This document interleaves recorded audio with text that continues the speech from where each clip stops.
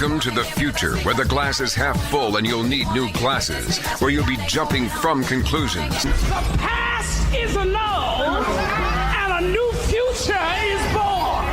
Never before in history has so much meant so little to so many. AD on the radio.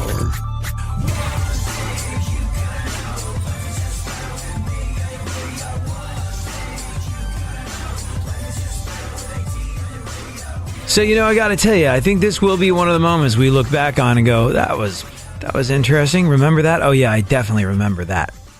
I mean, look what's happened. Look what's happened over the last year and a half, 2 years. Like, people will, in history classes of the future, write essays on what it was like to be around at this time. The first presidential election that had truly been won or lost in the digital era. The first election campaigns to be run on Facebook and Twitter and Instagram. The first reaction of you, me, all of us to all of what was going on. We are trying to make sense of it. And man, the deeper we get, the more confusing it becomes. This era that we're living in doesn't get any easier to understand. And so there's this morass of stuff that's washing over us where we're just going to look back and go, crazy time. Do you remember that? No? Oh, well, maybe. Kind of. I think I remember that. Yeah, it was crazy. Yeah, it was. But I think that right now is something that is going to be looked at as a political turning point.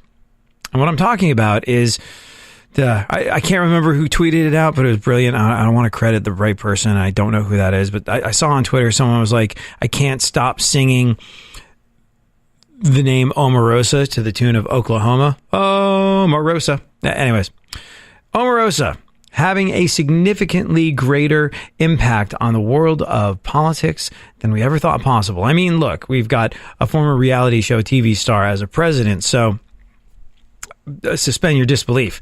Anything's possible, but I don't think anyone ever looked at Omarosa and thought anything that she did would have any real world sort of impact. I mean, even when she was made part of Trump's White House, everyone thought, that's him giving his reality show buddy a job. Hopefully, nobody takes her seriously. And nobody did take her seriously. But now they're listening. Now, she has genuinely unhinged our political process, if only somewhat momentarily. Now, what exactly are we talking about? There's obviously her book.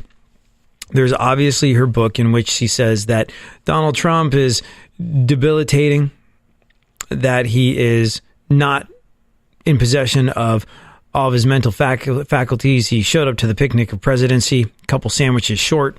She said that, he assumed he could have his way with women. There's all sorts of interesting things in her book, none of which I really gave any real thought to. Because look, the people that don't like Trump, this is not new news to them. The people that do like Trump, I don't think this is going to stop them from liking Trump. But it's that one sticking point. It's not just about him being the proverbial sandwich short of the picnic. It's not just that interesting story about him chewing up and swallowing a note from Michael Cohen. That is an interesting one, though. It's not just the whole, he's delusional. He had a mental condition. He talked Omarosa out of suing the National Enquirer in exchange for a job. Melania wanted Trump to win, but she's using her fashion choices to punish him. These are all the things in her book. And those are interesting little tidbits and asides. And if you're a Donald Trump detractor, oh boy, does that give you something to talk about with your Donald Trump detractor buddies. It is kind of ridiculously juicy in places. But the thing that might actually unhinge our political process is this idea that there's a tape. If Unhinged has a theme running through it, it's that tape of Donald Trump using a racial slur. Yeah, the big one, to refer to black people. Now, Omarosa says she's never heard the tape herself, but it comes up over and over and over again in the book. And, well, this is significant. Now, people that thought Donald Trump was racist are not surprised that this exists. But where it could get really, really interesting, is does it affect the next election in terms of a primary? Do they decide to primary Trump? Now, this is, like I said, this is a very, very interesting thing. And it's a very interesting thing because of that tip of the iceberg. You'll remember Trump, Hillary, very, very close indeed. And what put Donald Trump over the top?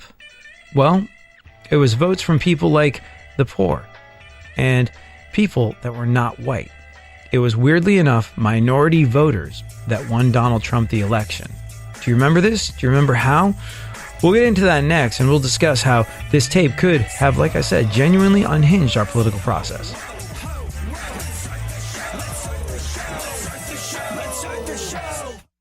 Real radio. 104.1.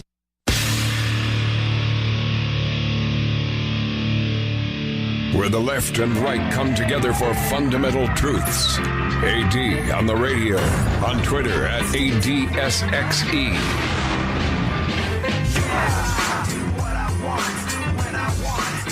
So here's how Omarosa could wind up affecting your future, my future, all of our future, the future of a nation. Are we looking at a second term of Donald Trump? Are we looking at a second term of Donald Trump running for president under the Republican nomination? I mean, look, generally speaking, when you got your guy in office, you kind of stick by him. You don't sort of question the idea. You don't primary the president. But there's a lot of never Trump types that wanted to primary the president. There's a lot of people in the Republican Party that have a big problem with Donald Trump, don't want Donald Trump around, thinks he gives them a bad name. Just the idea of primarying the president has been something that's, interestingly enough, been floated by the right, by conservatives, by Republicans. And, well, it's an interesting one because, generally speaking, it's a very strange historical precedent to set that the person trying to tear you down and get you out of office comes from within your own party. But overall, a lot of people said that's just hogwash. That's just nothing. That'll never amount to anything. The idea of the president being primaried, yeah, that's cute, but that's cockamamie, wide-eyed conspiracy theorist stuff. It's never going to happen. Marco Rubio was actually asked about it, and Marco Rubio he's not a Trump fan, let's put it that way. Little Marco, as Trump called him. Marco Rubio was one of the guys that tried to play the game the way Donald Trump set it up. He was the one. He was like all common sense. He was nice. He was compassionate. He seemed like a decent human being that wouldn't sink to that sort of level. And he was the one that called him, well, he was the one that made reference to Donald Trump's small hands. He was the one that brought into question the size of the presidential junk. And he seemed like the last person that would be likely to do that. But it was a game that Donald Trump set up to win in the primaries. Unless you were him, there was no way. There was no hope for anybody else. Everybody thought it was ridiculous. Everybody thought it was a running gag that Donald Trump kept showing up for these things. And all of a sudden, he just pulled ahead and became the guy. And it was because he reorganized the game. And he played it on a level that folks like Marco Rubio couldn't. It just looked like someone that's never been in a boxing ring before, swinging inadept haymakers before they're knocked on their ass. But even Marco Rubio was like, no, we're not going to primary the president. That's silly. To do that would be to lose the White House. No, we want to retain power. Come on. We want this to be meaningful, even if we don't like the guy. We want to be the folks in charge. We're the Republicans. We shouldn't question the Republican president. We should just hold on to that for as long as we can. So what's interesting is the Omarosa idea that there is Donald Trump, and this theme runs through her book. Mind you, she's never heard it or seen it, but this theme runs through her book. Omarosa thinks that a tape exists shot during the filming of The Apprentice with Donald Trump using the N-word. Now, as much as she hasn't seen it, just the idea that it exists and the idea that she's been making the rounds talking about this has called into question a lot of things. The White House is not really been able to guarantee that there's no tape of Donald Trump saying the N-word. Sarah Sanders, man, she is adept at getting out of the way of tough questions about scandals, bigoted statements, potential crime with regard to her boss. But this one, not so much.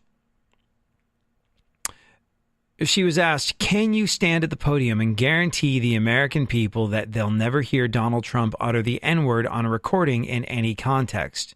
And, you could have dropped a pin and the whole room would have known. Because Sanders was put in a very tough place. Look, as you and I said, we are looking back at a historical time, and moments like this, you want to be on the right side of history. Sanders, if she said, absolutely not, this doesn't exist, I can 100% guarantee it, should it ever come out?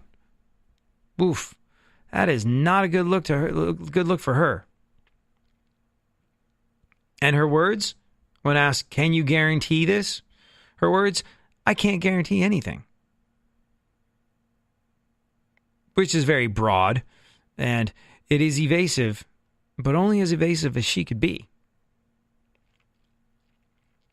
She said she couldn't guarantee anything. You know, I really found strange, and this is just me. I don't kind of get it. I don't really sort of fully understand the logic of this one. I mean, not like the president. It's not like the president's logic hasn't escaped me in the past. But he said Mark Burnett, the producer of The Apprentice. Well, I'll read the tweet. Mark Burnett called to say that there are no tapes of The Apprentice where I use such a terrible, disgusting word as attributed by wacky and deranged Omarosa. I don't have that word in my vocabulary, and I never have. She made it up. Look at her many recent quotes saying such wonderful and powerful things about me. A true champion of civil rights until she got fired. Omarosa had zero credibility with the media. They didn't want interviews. When she worked in the White House, now that she says bad about me, they will talk to her. Fake news. And you know what? He's totally right. Nobody wanted to pay attention to Omarosa. She was a running gag among the news media. And now, man, seen a lot of her on TV recently, haven't you? But why do you need Mark Burnett to call you to say that there are no tapes of The Apprentice where he used such a terrible and disgusting word? Like, if that word really isn't in your vocabulary, then you don't need to check with Mark Burnett. I never use that word. It's not in my vocabulary. But, you know, here's a guy saying, I didn't say it. That seems to be the sort of thing that you would be able to come up with on your own if it truly isn't in your vocabulary. So how does this result in a shift in the fate of a nation? Oh, stay with me on this one. We'll get into it next. For more stimulation and less irritation, 9 out of 10 doctors choose KPRC AM 950, Houston's more stimulating talk radio. Don't get the blues, get all the news. We mean all of you guys out there in Radioland. All aboard! He's back. AD on the radio. Give it up, yeah. Give it up, yeah. Bring this on, come on, come on. So how does Omarosa all of a sudden have her hands around the jugular of the fate of the nation? Well, it's an interesting one because it comes from this tape that she says she's never seen but she knows exists. A tape of Donald Trump using the most hideous of racial slurs during the recording of The Apprentice, the reality show on which they met. I think that's how they met, right? I don't watch a lot of reality television. I've never watched The Apprentice, but I think that's the thing. I think that's how it happened. That's how their paths initially crossed. A moment that I'm somewhat confident Donald Trump is regretting as we speak. But anyways, Omarosa has gone on the record saying that she is convinced that there is a recording of Donald Trump using the most hideous of all racial slurs that was recorded during the taping of The Apprentice. Now, in the past, it would have been unbelievably unusual for a president to get primaried, i.e., the president's the president. His own party is not going to suggest that someone might run against him. However, there's some never-Trumpers that were all about the idea of a primary. Still, that was a group of fringe wackadoos.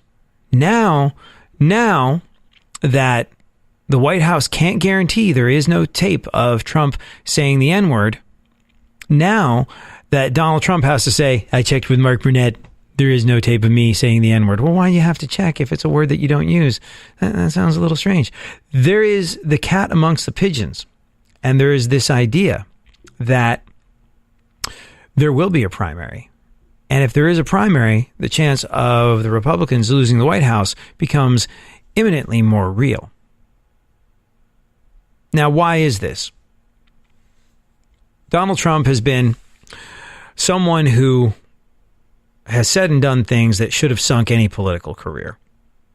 And he's managed to escape them completely unscathed. Charlottesville, very fine people on both sides. The Billy Bush tape, grab a woman by the you-know-what. You just get to do it. Give me a tic-tac. Now, 9 times out of 10, things like this would be lights out for anyone's career. So there's folks that question. There's folks that question whether or not a tape existing of Donald Trump using the N-word would be any more effective. Well, here's the thing. Here's what's interesting about that.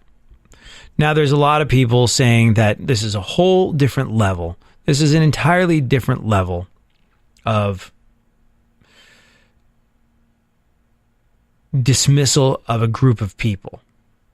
I don't know necessarily that it is. Look, the N-word is a horrible, awful, egregious, miserable, terrible word that I never use. But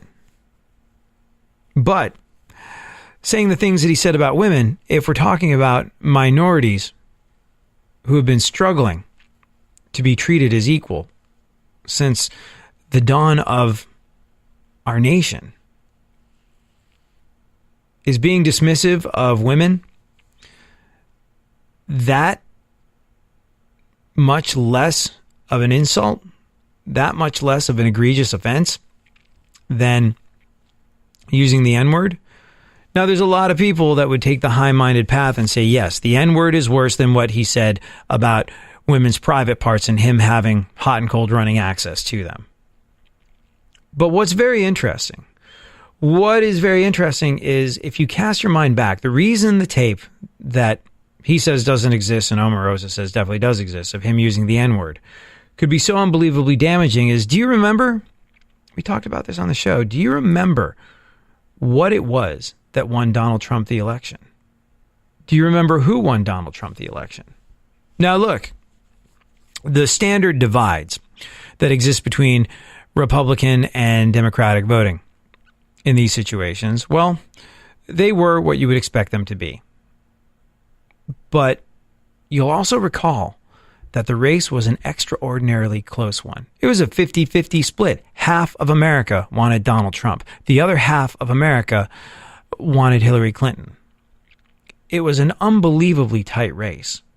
And it was won, you'll recall, by minorities.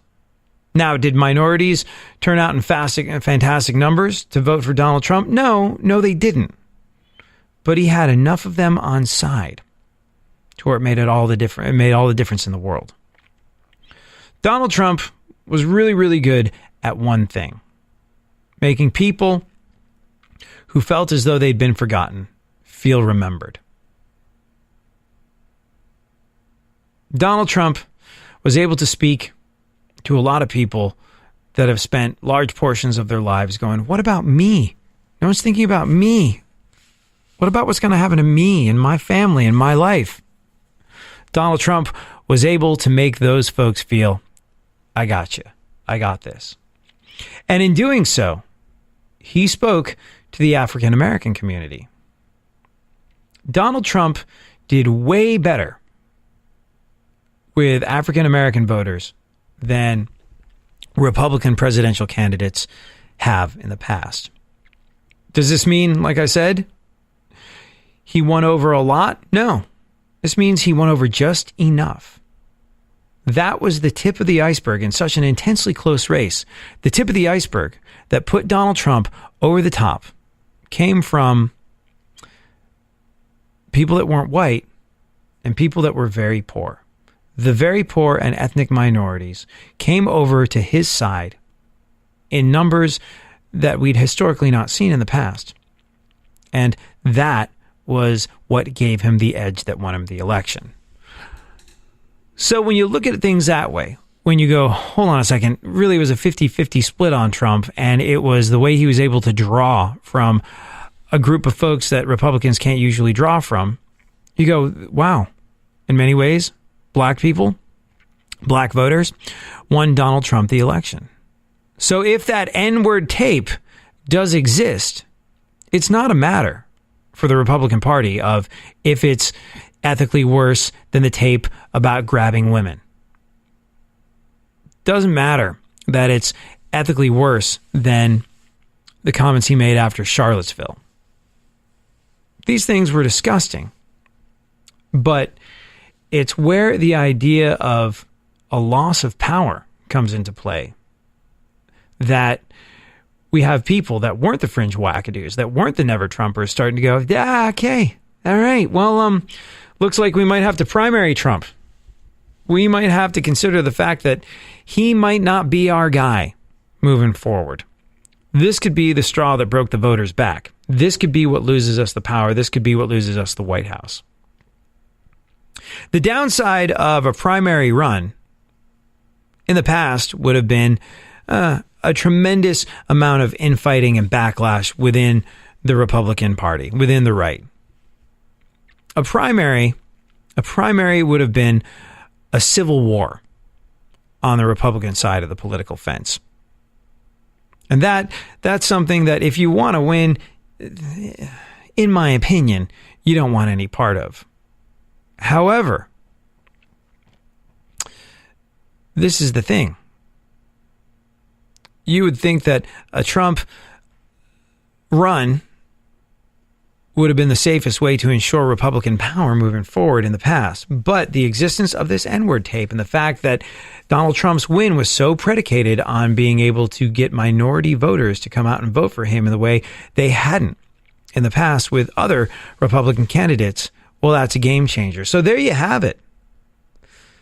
All of a sudden, Omarosa, a reality show star who has done very little other than be on reality shows. I mean, I think she had some sort of political career before she went on The Apprentice, but she went from, where'd she go? The Apprentice to, I never saw The Apprentice, but I saw her on Surreal Life. Yeah, she was living in a house with Vanilla Ice and Mini-Me and Flavor Flav, I think.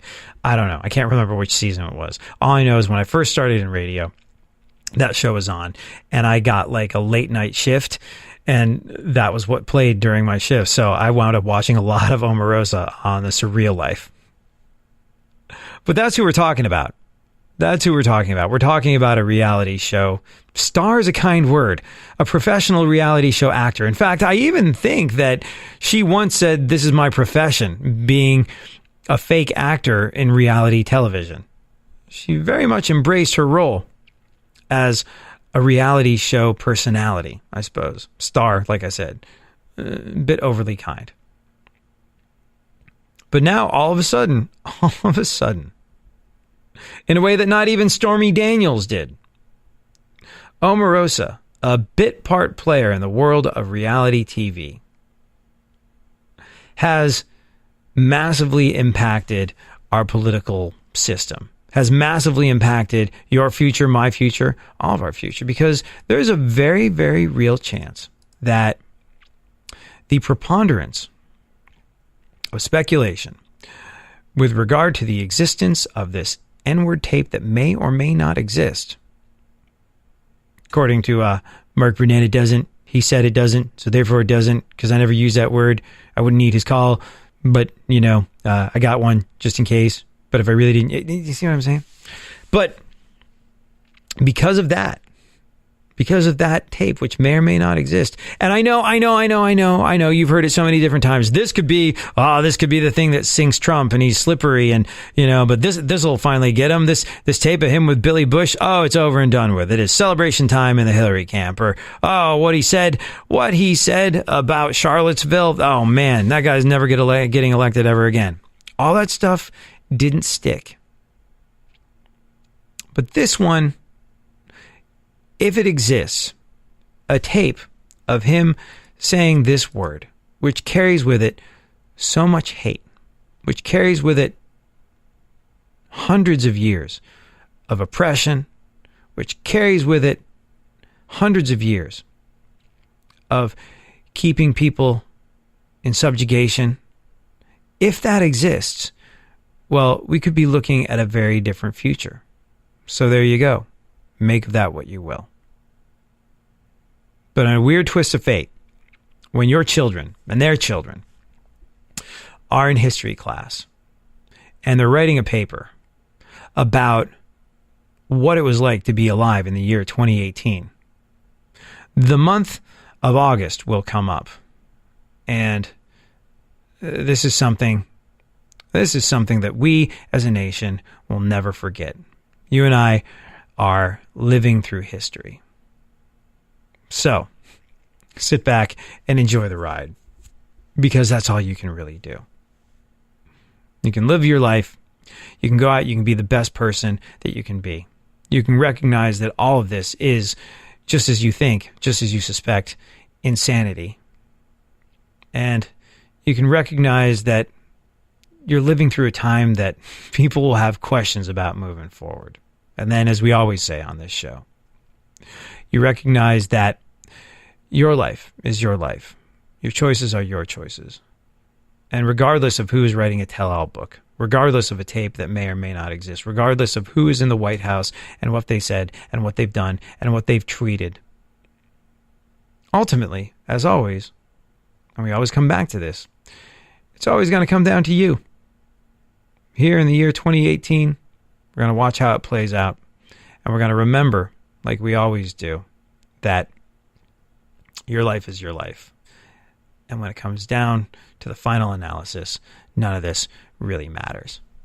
What matters is you and your life and how you decide to live it and how you decide to go through it. Case in point, speaking of you, I don't know if you are in any way, shape, or form seeking gainful employment or think you're going to be seeking gainful employment in the not too distant future, but, well, you probably saw that director James Gunn recently got kicked off the next Guardians of the Galaxy movie for offensive tweets that he posted years ago. And according to a new survey, it's pretty common outside of Hollywood too. So what you and I are going to discuss is, well, we're going to talk about the social media blunders that can ruin your chances of landing a job. And if you think, I'm just going to go dark and switch everything to complete privacy, or I'm just going to delete my social media accounts when I'm applying for jobs, nah, that doesn't work either. We'll get into all this. What could hold you back? What part of your social media could hold you back moving forward?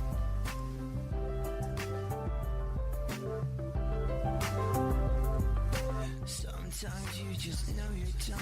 You're longing for that shining sun. You walk these streets most every day. You're waiting to get washed away.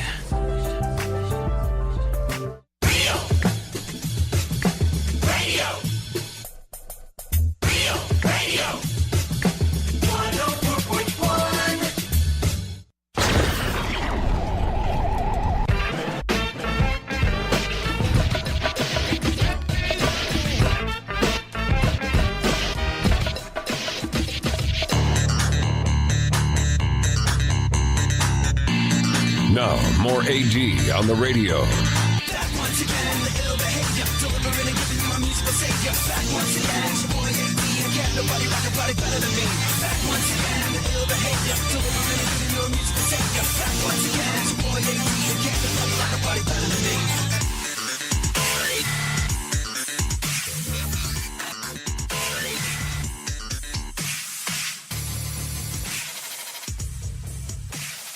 So, the longer social media is around, the more this has become a problem. The more it's going to be a problem moving forward because, well, think about it. If you're like me, your younger years were lived in a pre-social media world. Twitter really only started to exist when I wasn't making adult decisions, but I was adult enough to know that there were consequences to my actions. If I Man, if there was a Twitter account for me to screw up my life with when I was 16 years old, I would have screwed it up. I don't know how. I would have. I was never racist or bigoted or sexist or any of those horrible things, but I probably would have found a way to say and or do something that could have really messed up my life long term on social media as a 16-year-old. And do you remember all that stuff? No, you don't. So if you are around the same age as me, then you've only really been a user of social media since you were kind of sort of adult enough to know what's right and what's wrong. Now, if you're just an idiot and you say dumb things on social media, that's on you. If you're an idiot adult, that's different from being an idiot kid. But now, being an idiot kid can haunt you for the rest of your life thanks to your Twitter, Facebook, or your Instagram. Director James Gunn recently got kicked off of the next Guardians of the Galaxy movie for offensive tweets that he posted years ago. And according to a new survey, it's pretty common outside of Hollywood too. So what do you do? You see, 34% of companies have either fired or disciplined an employee over something they posted on social media. And you know what? It's even more common when it comes to hiring people. You might never even get the job because of something dumb you did on Twitter years ago. 70% of human resource managers say checking people's social media is part of the hiring process. And you know what? 100%. 100%. If you're like me, when you meet someone that you're thinking of hiring, you check out their Facebook page. And, well, if there's anything hideously odious about them, there's a good chance that it will reveal itself there. Now, look, I believe that people should be able to live their life, and I'm not going to hold it against somebody if they're taking duck face selfies or appear to be drinking an awful lot, or that's their business, and it doesn't affect their ability to do the job that I hire them to do if I do wind up hiring someone to do that. But, you kind of see sometimes whether or not someone is the type of person that you want to be working with, especially if you're going to be working closely by checking out their social media. So 70% of human resource managers say that checking people's social media is part of their hiring process. I think that's grossly underestimated. I think if you are up for a new job, there is a 100% chance that your social media will be checked out and it will be a part of whether or not you get that job. 57%.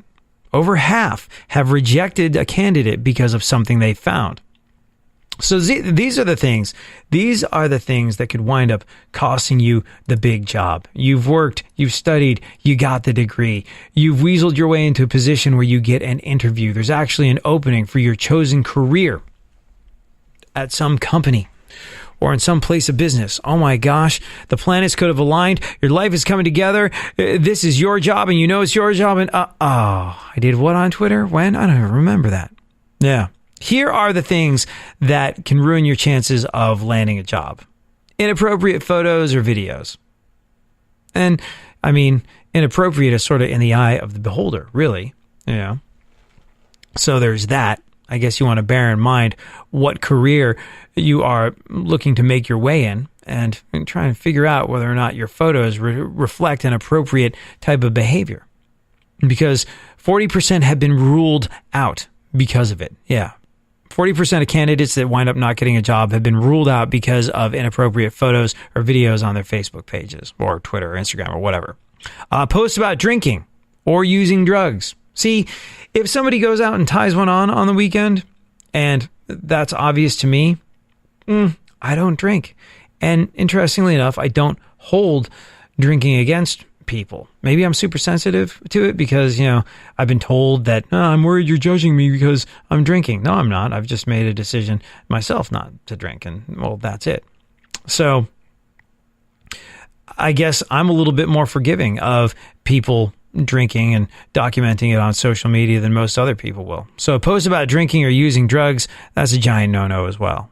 Now, bigoted comments about race, gender, or religion. I don't know what sort of sense of humor you've got, but I learned by trial and error, mostly by error, that there is no sarcasm font. There is no, this is hilarious, really I don't believe it, I'm a good-natured individual font. And I've never said anything racial, never said anything about gender or religion online, I don't think. But yeah, that can bite you in the butt pretty quick. Something besides drugs that suggests any kind of criminal behavior. Yeah. If you appear in any way, shape, or form to be a criminal online, that's obviously not good. Or something that shows that you lied about your qualifications. Now, I don't know what sort of qualifications a person would have that could be disproved by what's on their social media, but apparently it's happened often enough. 27% of people that have been X'd out of a job because of social media have been X'd out because it became clear when they looked at their social media that their qualifications were not all that they were representing them to be. Here's the thing, though. You might be instantly tempted to go delete all your accounts. Don't play it safe by deleting all your accounts. Hiring managers say that you're less likely to land an interview if they can't find you online, because that in and of itself looks kind of suspicious. What you can do is this. Thinning out your posts might be a good idea. Might be a good idea to post less if you're after a job. People have been rejected simply because they posted too much and seem obsessed with social media. So that's not a good look. I guess, basically, don't be a jerk. And while you're at it, don't be a jerk online. And it's weird because there's certain types of social media like Twitter where people are snarky and funny and it has its own sort of language and all of the above. But if it's a choice of getting a couple extra likes on your tweet versus being gainfully employed and being able to feed your kids, which one would you choose? Yeah, me too.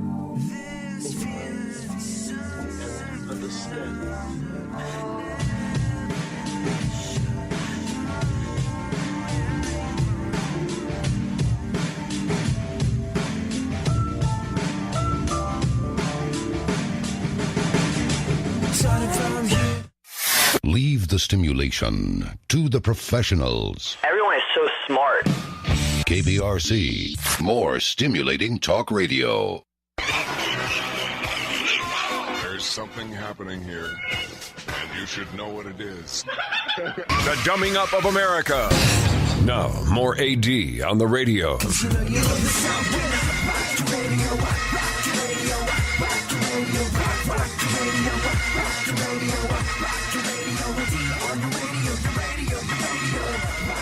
Do you talk on the phone much? I got to tell you, I don't talk on the phone much, and I don't think the vast majority of us do anywhere near the amount that we used to because, well, there's all these other forms of communicating.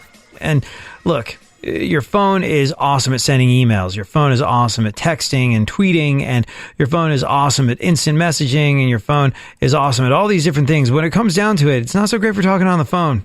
Quality's not so great. So we as a nation, we as a species are talking on the phone less and less. And, I do sort of miss the level of interaction a little bit, but less so when things like this are pointed out to me by the late, great George Carlin. Same people on the phone. Don't know when to hang up. Don't know when the conversation's over. Dumb questions. So what are you guys going to do 5 summers from now? We haven't made any plans. Marge wants to go to the beach. The kids kind of like it at the lake, and I want to go to the mountains. Grandma wants to visit her sister in Frog Balls, Arkansas. How about you? Have you made any plans? It's never too early to make plans. We're going to Norway in 2025. Did you know that up until the 1950s, Norway's economy was based largely on fishing? But now, thanks to improved drilling techniques and the expansion of the global economy, once again, searching through your mind for something gentle you can say, blow it out your ass comes to mind.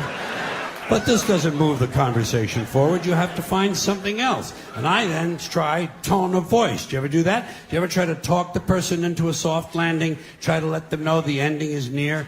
Right, good. Okay, then. Good, okay, good. Yep, okay, good. There he goes again. It's kind of true. Although, now look, based on succinct observations like that, you're maybe glad that you don't have to deal with the indignities and time wasting of talking on the phone all that much in this digital age of texting and communicating mostly through your phone, but without talking. It's weird how that happened. However, do you know that's actually now you and I are okay in this department because, well, chances are we grew up talking on the phone. At least for some point of our life, we talked on the phone. Now it's an interesting one because before anybody has an opportunity to communicate, they tend to edit themselves. when you are texting, when you are tweeting, hopefully when you're doing any kind of anything on social media, you give it a second thought before you hit that send button. And, well, what's interesting is that scientists have found that because of this, kids today that are growing up primarily texting as opposed to talking face-to-face, as that becomes the main form of communication, you know what kids do? They lose the ability to think on their feet. When you have an opportunity to think and rethink and edit and re-edit every last little piece of communication, it makes you ineffective at communicating. It makes you ineffective at thinking, like I said, on your feet. So it's an interesting one. I don't know how you do that. I don't know if you suggest to your kid as they grow up, hey, we want you to be able to function in the real world. Therefore, call your friend. Don't text your friend. Because, well, the friend might not want to call. They might prefer. Anyways. But it's weird, right? It's weird how we're evolving or de-evolving thanks to technology. I suppose it makes sense. The more tech does for us, the less adept we become at doing things for ourselves. Anyways, let's have a look at the events of today in our segment, My Witness News.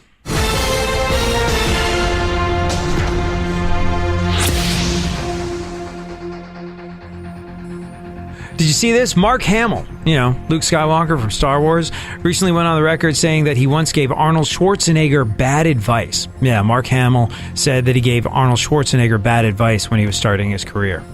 What was the lousy advice? Don't worry about a condom. Maids always use birth control. I don't know. I do know this, though.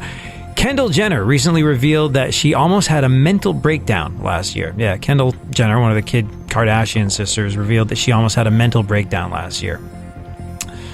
Then I suppose she remembered she's a millionaire for doing nothing and felt better. That's trite. That's not necessarily fair. In fact, I suppose someone like Kendall Jenner having a mental breakdown. This is actually, all right, this is a teachable moment. Now, we don't know what the details of her mental breakdown are. We don't know exactly what it was she was going through, and we just don't know.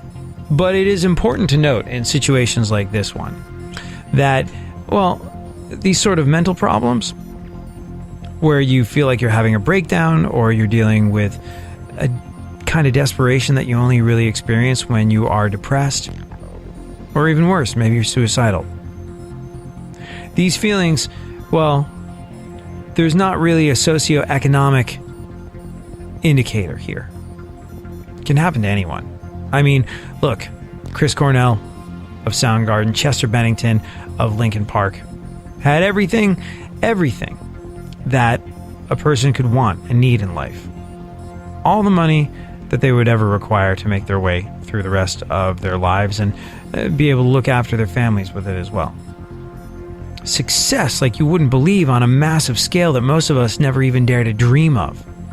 And then big loving families of people that love them, who told them they loved them, who made it clear that they mattered in their life. And as if all this wasn't enough, hordes of screaming fans saying that you're absolutely everything to them. On paper, there is no reason for these folks to make the decision to not live anymore. So, like I said, it's important to note that socioeconomic situations, well, if you're depressed, and it can affect every last one of us. And that's why there's really no good reason to not ask for help when you feel like you need it. There's going to be folks that go, well, what right do I have to feel this way? It's not something that you have a right to feel or don't have a right to feel. It's something that can affect every last one of us and will, at some stage in the game, affect most of us. So there you go. Casey Affleck, Ben Affleck's brother, recently apologized for acting unprofessionally on movie sets. Hopefully his brother Ben will follow suit by apologizing for his acting. Justin Verlander has gone on the record saying that I think they're married now, right? Justin Verlander says that Kate Upton saved his pitching career. Yeah, Justin Verlander says that supermodel Kate Upton saved his pitching career. Which is weird, only because I think for every other guy on the face of the planet, she just caused extensive wrist damage, so make of that what you will. Oh, man. Did you hear about the drug smuggling nun? Yes, the drug smuggling nun. It's not a joke. It's actually a true story. Question being, what drugs was the nun smuggling? And more importantly, how is she smuggling them? Well, she was a nun from Missouri, and she was busted smuggling, get this, 2 pounds of cocaine into Australia, hidden in her nun robes. Yeah, she was busted trying to smuggle 2 pounds of cocaine into Australia into her nun robes. You can feel free to make any highly obvious jokes that you see fit in this situation involving expressions like breaking the habit, bad habit, or how she should kick the habit. I certainly wouldn't stoop so low. That would be none too amusing to me. Wow. Nun smuggling cocaine, what a twisted sister. Hey, did you hear about this way in a new modern digital age farmers are protecting their crops? Have you ever been a farmer? Have you ever been a gardener? And have you ever dealt with birds ravaging your crops or some other type of pesky varmint? Well, you might have at one point then employed the use of a scarecrow to try and scare birds off. But now, well, it's the year 2018 and tech has moved along quite a bit. So now some farmers are using laser beams. Yeah, some farmers are using lasers instead of scarecrows to protect their crops from birds. And apparently the idea started off great, like it was gangbusters. It worked every single time. Lasers would help you protect your crops from birds if you're a farmer. But then slowly it started not to work. I think the turning point came when the birds got a fog machine, bought some Molly, and hired a DJ, and then I was back to the drawing board. Did you hear which fall tradition in America is starting earlier this year? No, it's nothing to do with holiday shopping or even football. What it is this. The folks over at Starbucks have announced that they're bringing back the pumpkin spice latte early in 2018. Yes. To which basic white chicks everywhere squealed, hallelujah. Oh man. Did you hear which legendary rock band is joining the ranks of Celine Dion and Britney Spears and Carrot Top by doing a Las Vegas residency? Aerosmith. Yeah, Aerosmith have announced plans for a Las Vegas residency in the year 2019. And they've been around for a long time. So in the year 2019, they're going to be up there in age, all well into their 70s, I think. Where are they playing? Why, Geezer's Palace, of course. Stormy Daniels' lawyer. Did you see this? Stormy Daniels' lawyer might be running for president. Yes. You can tell she was an influence on him when it came to the issues, only because his position on everything seems to be on all fours. So, do you try and stop Google or whatever search engine you use or whatever phone you use? Do you try and stop it from storing your data? Yeah, me too. But as it turns out, that is apparently largely meaningless. A new study shows that Google is storing your data even when you specifically tell them not to. Yeah, new study shows Google storing your data even when you say, don't do that. Oh man. I can't believe a giant internet company would so brazenly invade my privacy, replied someone who's been in a coma for the last 5 years. This is interesting. Apparently, extensive lengths of inactivity can trigger diabetes. You know, we all had the things that we were worried about that could cause diabetes in the past. You know, if it's type 2 diabetes, that's eating and the types of food that you're eating and all of the above. But yeah, apparently extensive lengths of inactivity can trigger diabetes. Which, extensive lengths of inactivity, you say? You mean not doing anything for a little while? Great. Now my sex life has diabetes. You and I talked about this a little bit on the show earlier. Omarosa said, among other things in her book, Unhinged, Omarosa says that she once saw President Trump eating a piece of paper in the Oval Office. Yeah, he was eating paper in the Oval Office. I guess that was what you. I guess that's what you do when Robert Mueller's around and the paper shredder's broken. I don't know. Well, at least it's good to know that the president has added some fiber to his diet. So there's that. Silver lining, my friend. Silver lining. A brewery in Ireland is apparently making beer to increase your sex drive. It's sort of like Viagra beer or something of that nature. I don't know. Not sure. How do you feel about this? I guess it sort of is useful if you're looking to combat the, what's the expression? Brewer's droop that you get from drinking too much beer. If you want to get sloshed and still want your sex life to remain intact that evening, I guess you could drink this sort of... I guess it's sort of a Viagra lace beer. Yeah, but yeah, brewery in Ireland is making a beer to increase your sex drive. Ugh. I gotta tell you, I hope this doesn't start a trend in the alcohol industry because Well, mostly, the last thing I want to see is a commercial with the most interesting man in the world having gone from 6 to noon. An increasing number of people, it says here, are getting plastic surgery to mimic how they look on filtered selfies. People are getting plastic surgery to make themselves look like their filtered selfies do on Instagram. Of course, by people, I mean narcissists that I pray to God I never meet.